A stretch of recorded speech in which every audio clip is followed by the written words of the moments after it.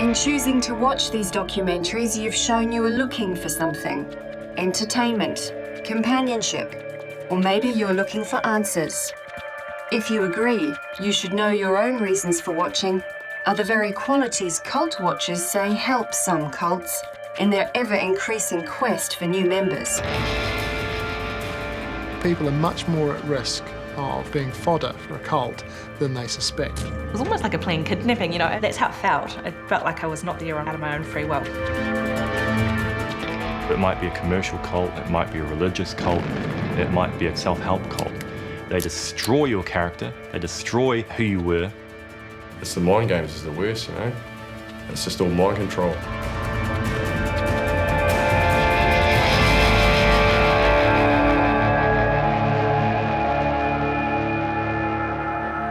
Cult watchers claim cults are on the rise, and there are certain characteristics that experts say they have in common. Although the organizations in this documentary may or may not be cults, former members say they have used cult-like techniques like love bombing, character assassination, fear and guilt. They claim they were manipulated by charismatic leaders promising the one true path, and that their goodwill and good nature were used against them, separating them from their families, their money, and at times, their sanity. They say these techniques can have devastating effects. They are the cultic danger signs, and understanding them is the key to understanding how you, your family or friends, could become trapped in a cult. People who end up in cults or have close brushes with them are people for whom there's been some significant change in their lives. Now, that could be death of someone important, it could be loss of a job, it could be end of a relationship. It could be, and this is not an uncommon one, the transition from, say, secondary school to university. I just moved to Auckland from Palmerston North.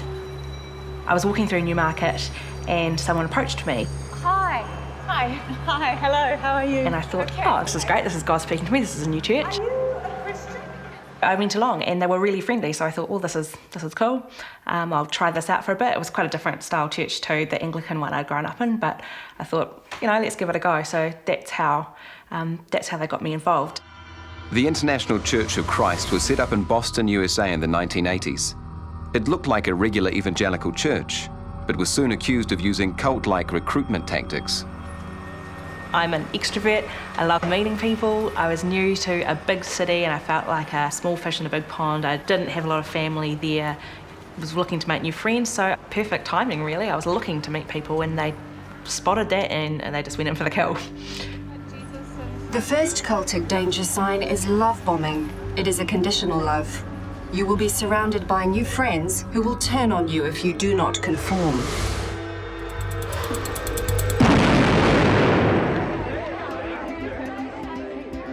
Love bombing means instant friends.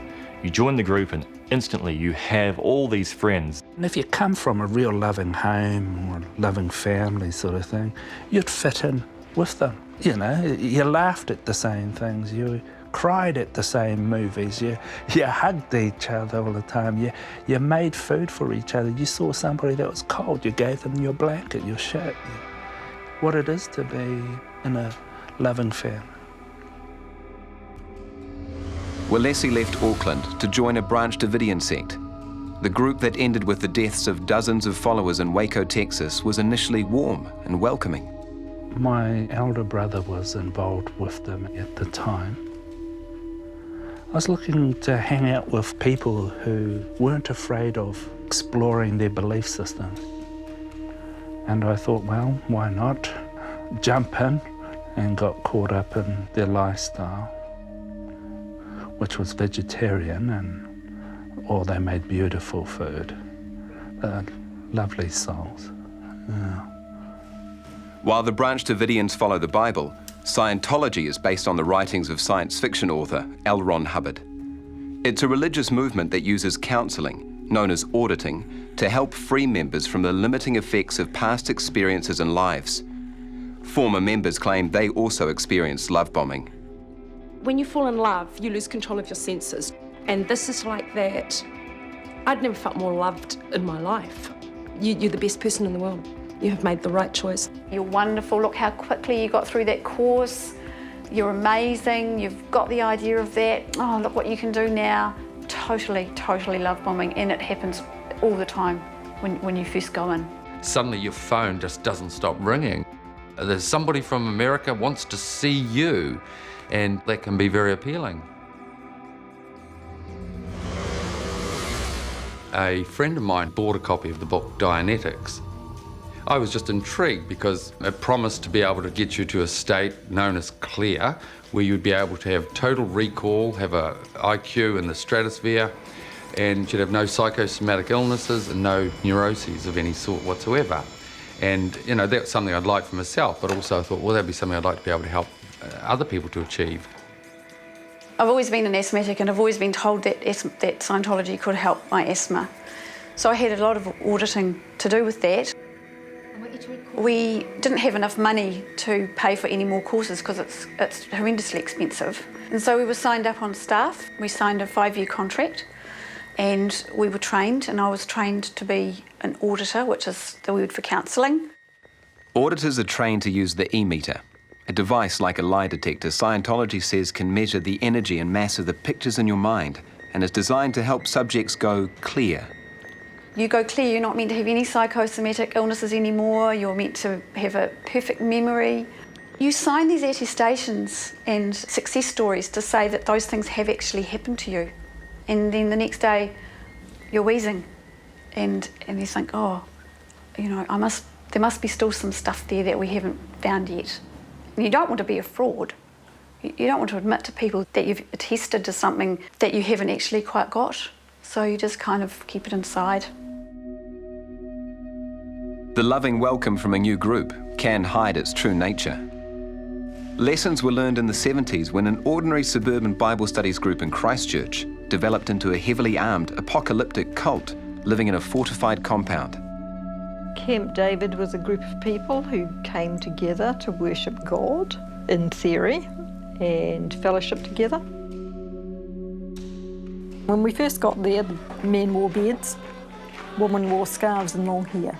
As things progressed, the men then had to wear a type of skull cap, I suppose, very colourful, very large, and you had to wear this wherever you were because that showed you were part of God's people. I have to acknowledge that my marriage began there. My first 2 children were born while I was there. It's part of our family history. We had the last heraldic wedding, so we had all the knights and ladies, and we cut our wedding cake with a sword. A grand old wedding we did. We had radar mechanics, we had ground radio mechanics, and we had 3 or 4 engine mechanics and engine fitters. Very capable group. I was the upholsterer, so I upholstered this throne for Doug, and the 24 thrones for the elders. Self-appointed Bishop Douglas Metcalf was an Australian evangelist who claimed he was sent to save the faithful from the coming apocalypse. We are sent to New Zealand at the present time. We may be sent to Australia later. Someone else may be raised up in Australia to give them this message. And someone else may be raised up in America or somewhere else to give them this message. But it's our place to preach this message here. At that point, he was being taught as the secret Christ. He was addressed as Lord Yeshua, or Adonai Yeshua. He wanted to develop the kingdom of God 3 ways: theologically, centred around himself, heraldically, and militarily. From 1974 on, the purchase of ammunition goods and gunpowder and guns and weaponry accelerated enormously. A lot was kept on our West Coast property, some was kept on our farm itself. A lot of stuff was kept around our houses and hidden around the houses. I had 5 weapons myself, and I was one of the lesser. I don't know if anyone really knew how much we had. A group hoarding guns and explosives can show the dangerous power of a charismatic leader. On every newspaper and magazine. Cult watchers warn of leaders becoming the object of worship. They call this danger sign the self-appointed charismatic leader. It is almost a prerequisite for the success of a cultic organisation to have a lightning rod around which people can be drawn. Centrepoint developed out of the 1970s fad for relationship counselling. The community would eventually be torn apart by child sex abuse prosecutions and drug convictions. Its self-appointed spiritual leader was ex-pest control salesman Bert Potter. I think of him as a psychopath. You know, psychopathic people don't feel fear, they don't feel compassion, they don't feel remorse for hurting and doing harm. So he could be a stable, unemotional life raft when everything, your whole world, was just falling apart, and he had some kind of enjoyment in that. Most cult leaders have pretty much all of the traits of your classic psychopath or your classic sociopath. These are people who are motivated by a need for power, so they can use it to manipulate, dominate and control. Now, all of these psychopaths think they're God. Cult leaders manage to convince other people they're God.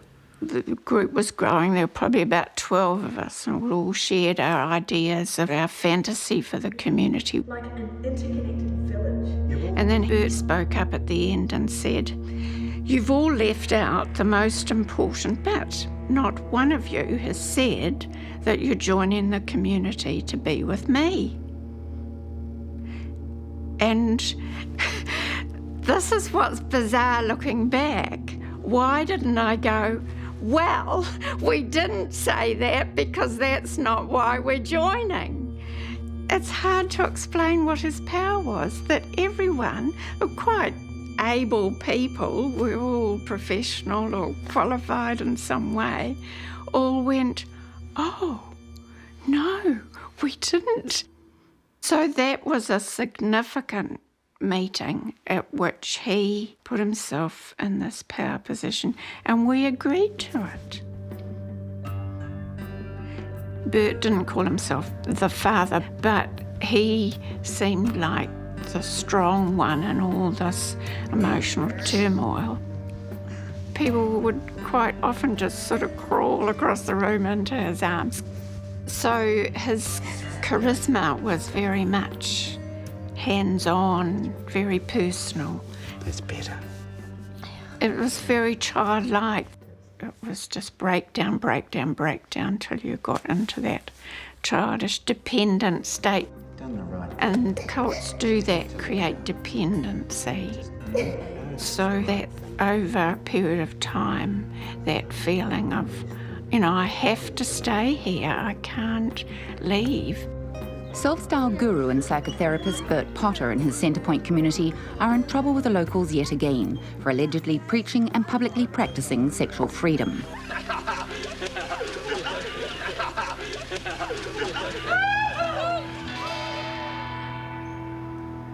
I was born there, so it was very normal. There was nothing strange about living with several hundred other people and sharing the same living spaces, sleeping spaces, showering, bathrooms. There was one setup where they had like 4 toilets in one room, and people would just sit there and like do their business right across from each other. That was like the one that you avoided. You went to the one where you could actually like shut the door behind you, but that was how in each other's pockets were. The shower system was the same, and so I would be showering as a 5 or 6 year old girl with 50-year-old men across from me and stuff like that. So it was very intimate and no privacy whatsoever.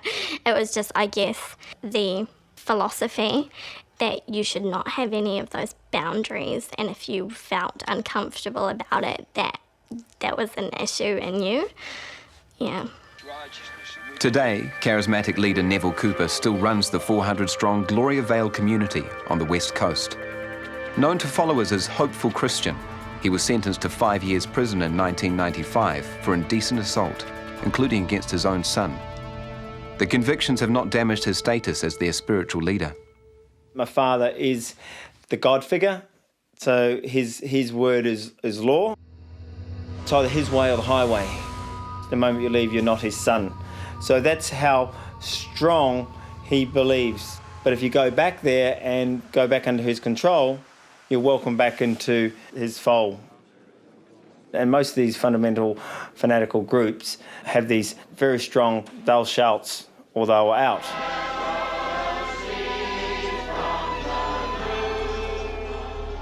The power my dad had, he became so warped with his own self-imaging and own self-belief of what he was doing that it defied reasoning and logic. He was the law unto self. He changed from being this evangelistic pastor, Victorian-style principles on sex and marriage to being extremist on the other side. It's open sex.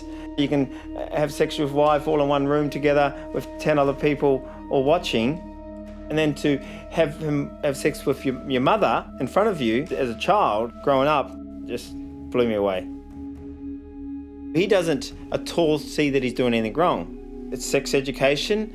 Doctors do it, so, well, I'm the head of the community, I'm above a doctor, I should be able to do it. I can give young girls talks on sex education, I can physically show them.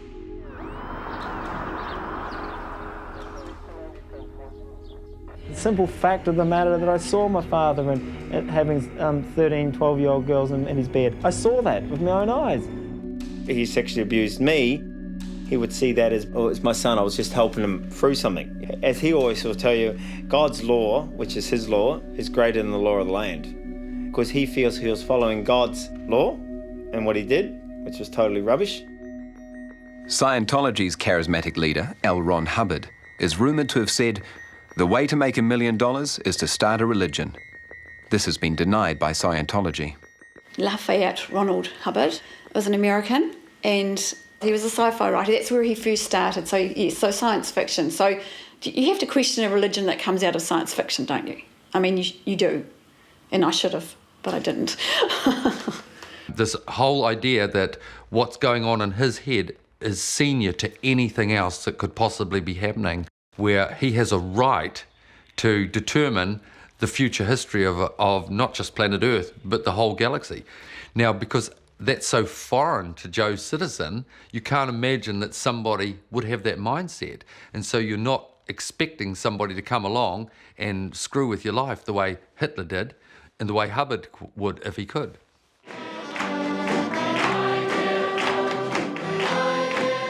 What you've got to understand about Metcalf was he's a very charismatic person. He had the way with him that you always felt important whenever he was around and that you wanted to please him.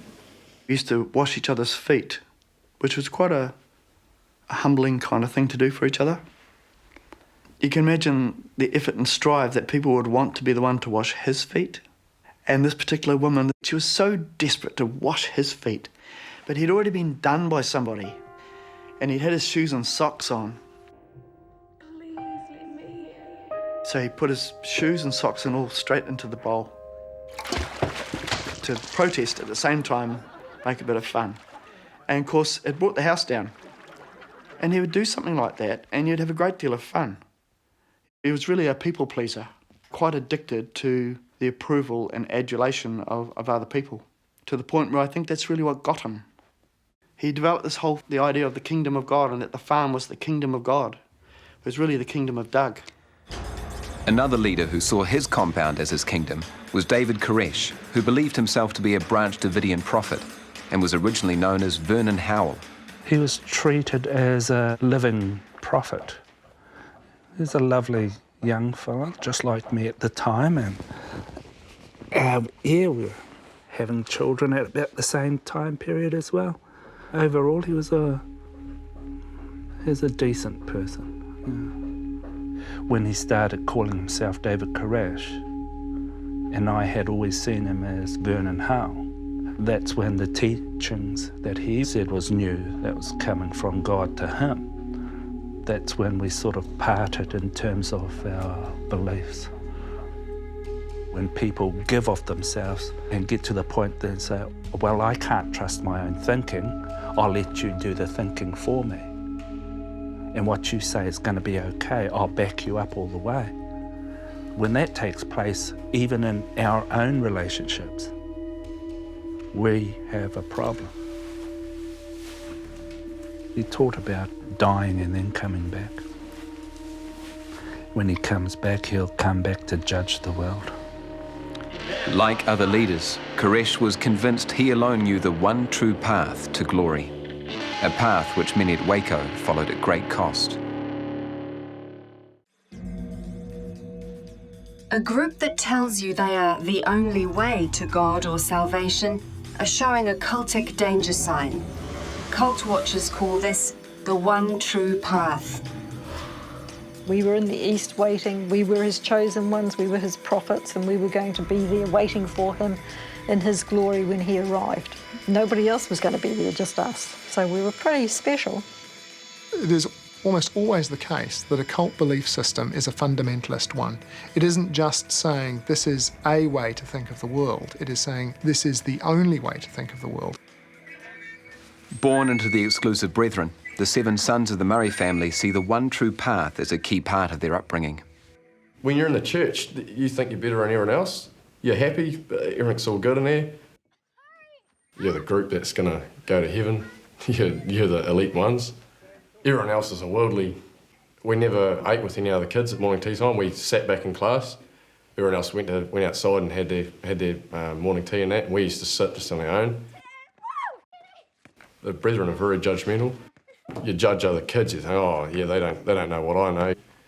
I always thought I was a bit better than other people in my class and school and whatever, because we never mixed. I never went to their house to play or anything, and they never came to my house to play. I used to wish they could.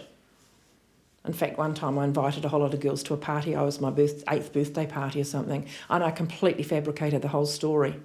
And then 10 days later I had to turn around and say, I'm sorry, I'm not having the party now.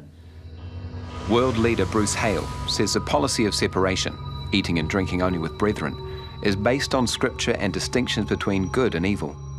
He says brethren do not believe that only brethren will be in heaven. Exclusive brethren to me is a group of people that believe in a certain beliefs based on the fact that they have a leader who gets the direct word from Jesus, so to speak. Prior to probably 1960, I would say it was a fairly right-wing fundamentalist church. Then one particular world leader brought in the theory about only eating and drinking with those that you break bread or have Holy Communion with. Since then, it's sort of become very culty. James Taylor Sr. was one of the world leaders, and he was a drunk. One thing they did was introduce alcohol, when honestly I was drinking whiskey at 13 and 14. We were literally forced to drink it, which was absolutely ridiculous. Drink it back. Yeah, there's a lot of alcohol going on there, eh? That's a big thing in there, especially the young people now. They get on it. They get on it hard. Old ladies were made to drink it, and they hadn't probably touched the stuff their whole life, you know, might have had a sip of port or something, but literally we were forced to have it. And if you didn't have it, there was something wrong with you. It was actually made an issue. There was something wrong with you because you wouldn't drink. You got nothing to free your mind. You can't go out there, you can't go watch a movie, you can't have big projects or anything going on. That's outside of the church sort of rules and regulations. There's no freedom. Brethren elders say a former world leader exposed the fallacy of prohibition.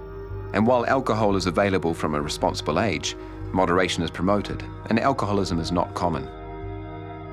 I believe it's a cult. I've done a tremendous amount of reading about other cult groups, and I believe they're all based on the same principles, but they have different doctrine. And they all believe that they've got the greatest light, and they are the ones. Brethren elders strongly refute that description of the fellowship. They say that each member controls his or her life, and they are constructive and contributing members of society.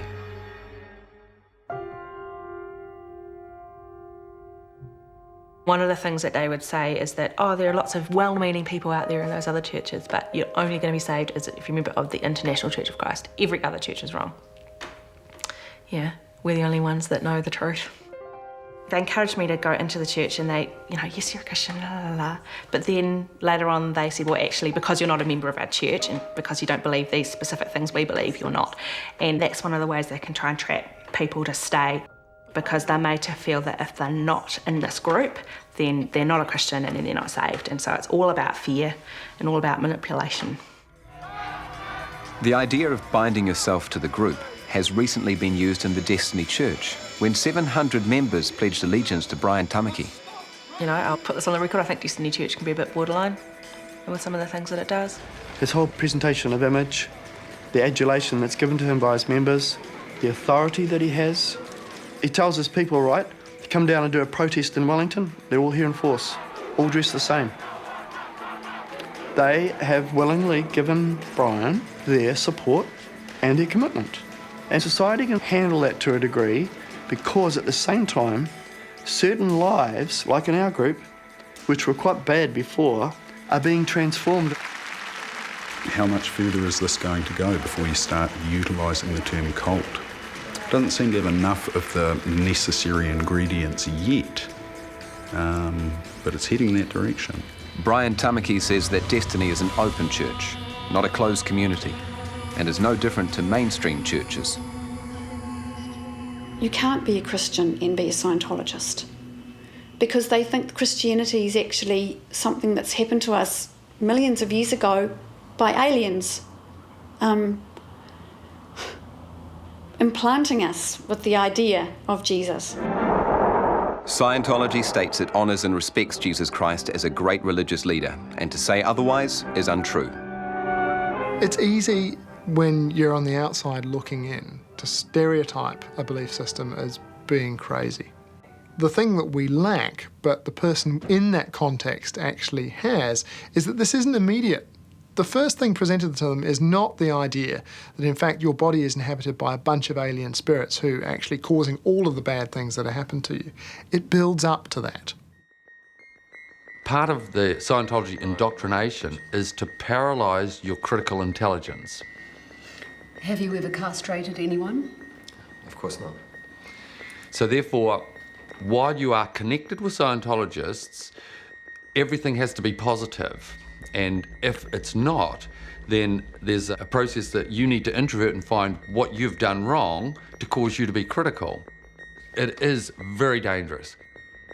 Critics claim that Scientology positions its way as the only way through front organisations. But Scientology says their members are active in these groups to help improve social conditions and are independent of the church.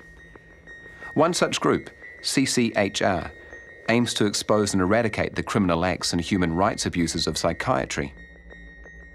I worked for a group called the Citizens Commission on Human Rights. Hubbard saw other mental health practices as a threat to the existence of Scientology. Our aim was to eradicate psychiatry from New Zealand society, make it a psych-free society. At the time, I thought, well, what happens if we achieve that? What happens to New Zealand when somebody does need mental health care? What do we do with those people? It's like Coke versus Pepsi. One of the first things they have to eliminate is the opposition, which is psychiatry, who, at the moment, are getting government funding, which Scientology would dearly love to have. One True Path emphasises the dangers of alternate or competing beliefs and is often used with the cultic tools of fear and guilt. Fear and guilt can be used to divide and rule. Some experts say a group or leader who makes you feel scared or guilty is trying to control you. Now, the leaders are held up to be closer to God than you are, and they must be obeyed. If you don't obey them, then you are told that maybe God will curse you or terrible things will happen to you. There is fear involved in confronting the leaders. There's a facade of love and euphoria and happiness and bright-eyed sparkliness and touching and closeness. But behind that, the shadow side of it, always working with fear and control. One woman had to build herself a wooden cross and carry it round because he said she was too much of a martyr. It wasn't loving. It was attacking, and it was you're evil and you're the devil and you're going to go to hell and you're not allowed to talk to your family anymore because they're going to persecute you. And of course there's the fear of, you know, you die and you're going to hell, but it actually wasn't about that. It was like immediate fear about being treated like you were nothing. Yeah, that's what made me scared. You try and do something out of the ordinary, something that you're told not to do, and you just feel all this guilt and all this fear come on you. And that's how it's controlled. It's the mind games is the worst, you know. It's just all mind control. The more mind control they have, the more power they got, you know. It's just like the guilt that you feel if you like swear or something. Oh no, God's going to punish me. The new leader, James Symington, took over, and he started bringing in some pretty arrogant sort of rules and things, and all of a sudden you were being made to confess about all sorts of things. You'd have guilt and fear put on you. A lot of sexual sins, whether a couple had touched over the clothes on their genitals or under their clothes, and you'd have to get the priests come round and interrogate you, and then you would be publicly humiliated. It would be brought up in church. You kept conforming, and the leader would tell us, oh, we're substandard, we need to attain to this standard. And so you would do everything you possibly could to attain to that standard, and just when you thought you'd got there, all of a sudden they'd pull the rug out from under your feet and say, no, you're not good enough. And you think, oh my goodness, what else do I need to do? Many organisations have a layer of enforcers, people who are part of the inner sanctum, whose job it is to enforce the rules. That's what you're afraid of, those interrogation of having to stand in a room of, 100 blokes, all staring down at you, all judging you, all wanting to pull the rug from under you. Because I remember when I was 17, I was in one of those meetings because I was wanting to leave again. And these men's meetings, I'm the most evil, wicked thing that will walk the earth. When I leave, I'm going to have a major accident, I'm going to go to hell. So I've got this whole fear thing, right? And I get up and go down and pack my bags. Then, reverse psychology. He sent my sisters and mother down to cry and plead with me, why are you leaving, you know what I mean?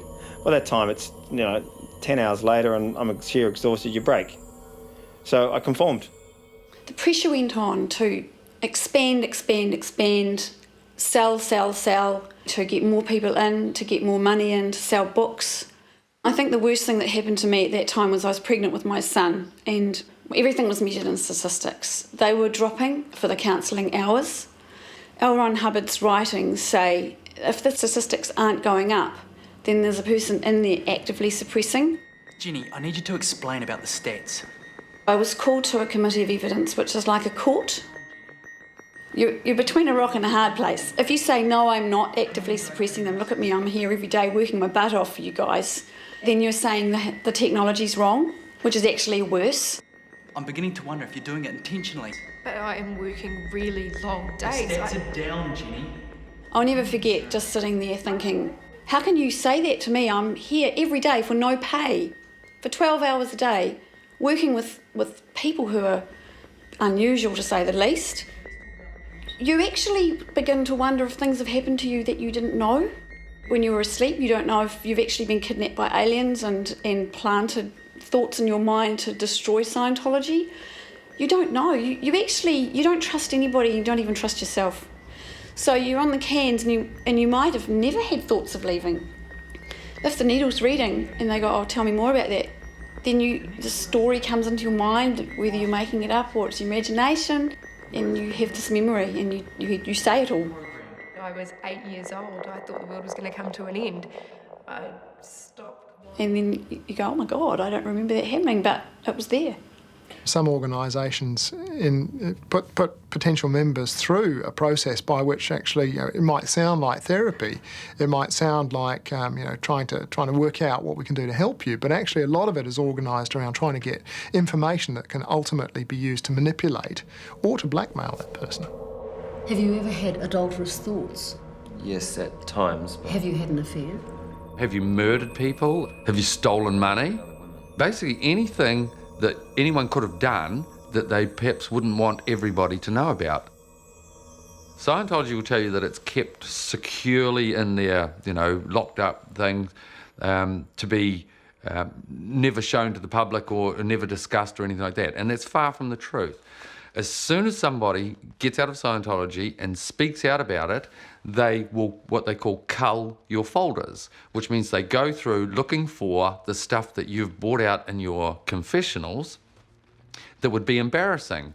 Now, for example, if you had an affair, then of course, just hinting that you know that and the person is still married to the partner that they weren't faithful to is enough to get them to shut up. And that's done often in Scientology.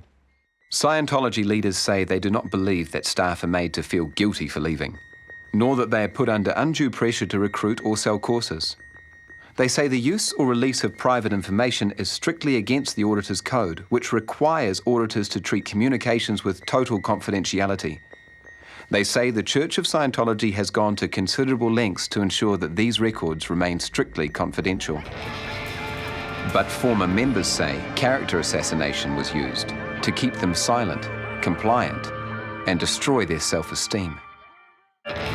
The lower your self-worth, the easier it is to control you. And the easiest way to grind you down is out-and-out abuse. Cult watchers call this character assassination. You'll ask a question or question the leaders, and they will attack your character. So rather than give you a rational response, they'll actually attack you. You're a bad person. There is something wrong with you. You're prideful. The reason you are thinking this is because you want to take my position and you want everyone to think you're great. You know, you really need to go away and think about this, you despicable person. And if you come across character assassination, you're almost certainly dealing with a cultic environment. When you're new, everything's smiley and happy. Now, the moment you sign a contract to be on staff, when things don't go right, you are responsible for it. Do you have bad thoughts? No. Do you have suppressive thoughts? Absolutely not. I was taken into a room by 3 women who were all dressed in these like Navy-style uniforms. They had their reasons, which they weren't making clear to me, but their job was to make me break down. Have you ever killed someone? No! Have you ever tried hurting Scientology? No, I'm not lying! Masturbated? No, I haven't! Oh, it's just endless. Just whatever, you know, whatever you wouldn't want somebody to yell at you, they were yelling it out. I had a view of myself that was really encouraged by Bert. If I left, I would just become depressed. You'll struggle without us, you know. It was a fear for me. And so he would feed that fear. If you leave, you'll become depressed, you won't cope. Other people told me that he would say, if you leave, you'll get cancer. It's like an abusive relationship. You keep hoping it's going to get better. If you just give a little bit more, if you just try a little bit harder, this is going to get better.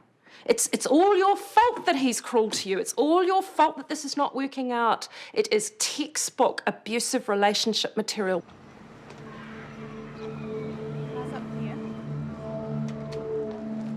They'd had a basketball game in the morning before church, and you know they'd arranged these types of activities to encourage outsiders to come along. And the next thing you know, I had a couple of the other women say, "Right, you need to come with us." They got me in a car, didn't tell me where they were taking me. It was almost like a planned kidnapping, you know. That's how it felt. It felt like I was not there out of my own free will. I had no idea where I was, and it was a really scary experience. So yeah, they took me in this car, they sat me down, they made me do a spiritual timeline, they took me through all the different parts of my life, and then they said to me, all these things are really great, but none of it means you're a Christian. You have to let go of everything from the past.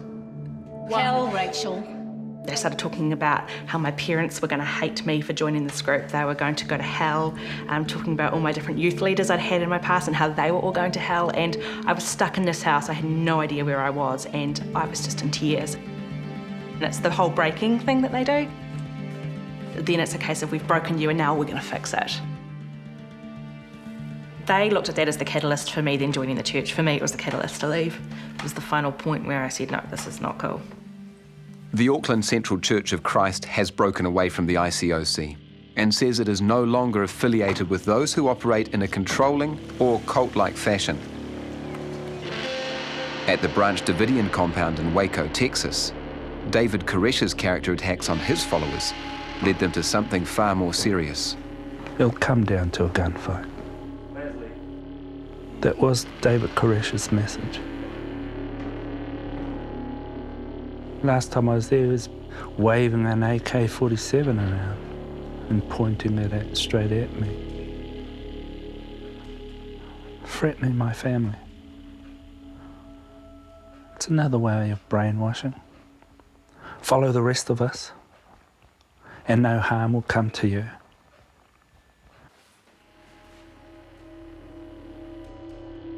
If you're living in a community who teaches love and sacrifice.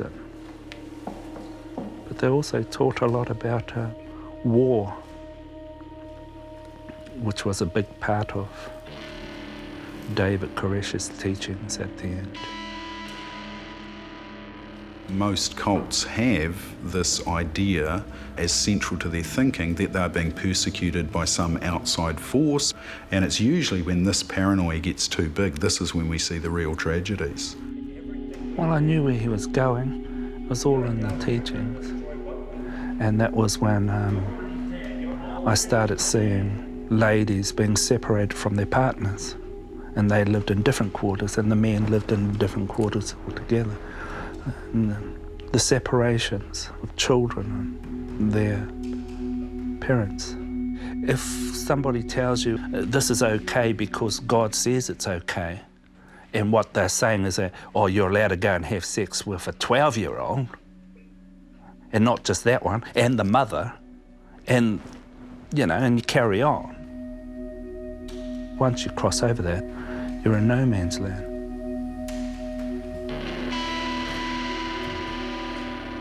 I was surprised that the government agencies that went there hadn't had the ability to actually listen, because we did warn them. What was sad for me was that there were those that I went to on the same trip who wanted to stay. And I told them from my heart that I was leaving and they needed to leave with me. But two decided to stay on, and I came back with my partner at the time, and that was it.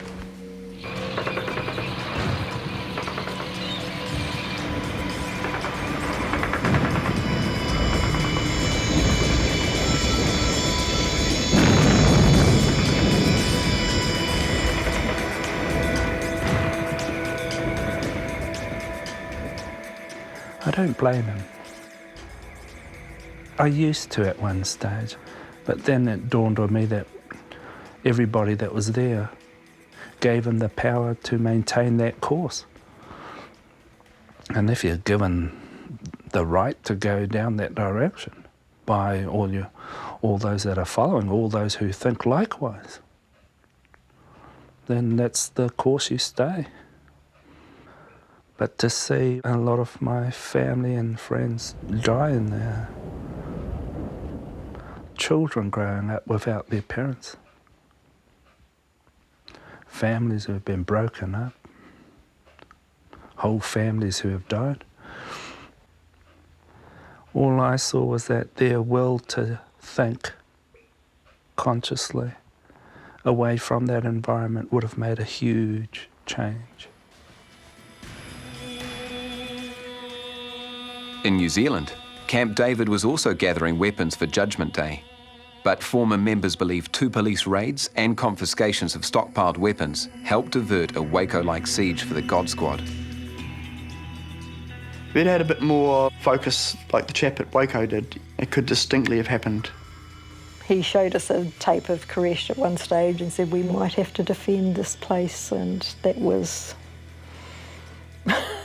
not what most of us wanted to do. I sit back and I say, thank God, because we could have done it. I think we could have easily done it. In extreme cases, a cult can be a danger to society. But most often, the real danger is to its own people. Followers say that after a cult has hooked you in, mind control techniques make it extremely hard to leave. We didn't just leave, we had to actually escape. And people have to do that now. Next week's program investigates how followers have had to face their fears, confront child sex abuse, and admit to years of brainwashing to be able to make their escape. Even if she didn't want to come, I would make sure I got her, and I did that 3 times. Feels a bit like being fed to the wolves. It's really hard. It's a difficult process. Some people never get over it.